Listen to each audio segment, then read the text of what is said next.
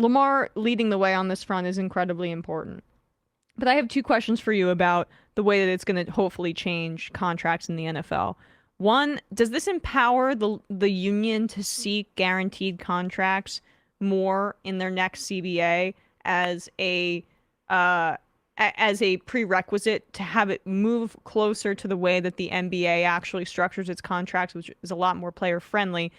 But two, does this only happen for the damn quarterbacks? Because I'm so sick Hmm. of the quarterback position in this league being privileged above the rest. I mean, Kirk Cousins is not 20 times better than I don't know, Dalvin Cook, or that's probably bad math, or 10 times better than Dalvin Cook on his team, for example. Like the top heaviness that the quarterback position has created in the league is, I think, something that needs to be curtailed because I want the floor to be lifted more substantially even than the ceiling, preferably both. But um so that question's a two-parter there. Do you think that it's going to have an effect on guaranteed contracts going long term in the next CBA? And two, if yes, does that effect trickle down to any other positions? The first question, heck to the yes, because that's what you keep seeing in the NFL as a pattern. Is that when players set standards, the market changes. Why? Because there's so much, as the expression goes, fat on the system that they can afford to do that for labor peace. It's why the old union leader Eric Winston said that being an NFL franchise owner is like being a bartender in spring break. Even if you're terrible at it, you make money. So they can. There is wiggle room for them to do this. They just don't want to do it. But if Lamar makes them do it, I think it emboldens the union and it changes the power dynamics broadly.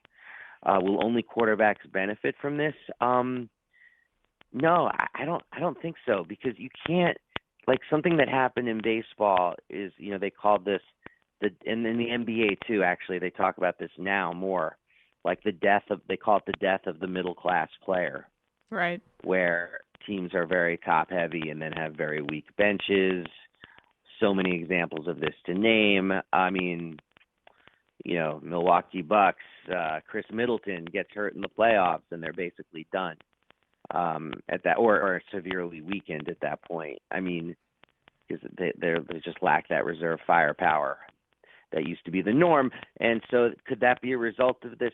That I don't know. I mean, but I don't think it can happen in the same way in the NFL. They might just have to raise the cap for teams because this is going to get crazy. I mean, I've been writing about this for a hot minute, but I'm shocked at how crazy it's getting.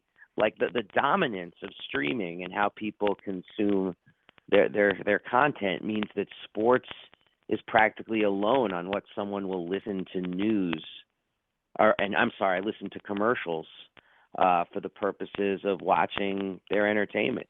Let And alone it's just let alone the money that's coming in from gambling. yes. Yeah, thank you. The two prongs, the gambling, actually three prongs. But this is connected: the local cable television contracts, and then the national contracts, which are so incredibly bloated compared to a generation ago. Right. And that the fact that this I don't know when the next CBA negotiation is, maybe but it was ill-timed given the explosion of legalized gambling. Mhm. And their need I'm excited for hopefully the NFLPA to flex its muscle once that new negotiation comes around because of all of this. We got Bezos money and we got gambling money here, so that's got to get down to the players and the lower to middle classes of the NFL as well.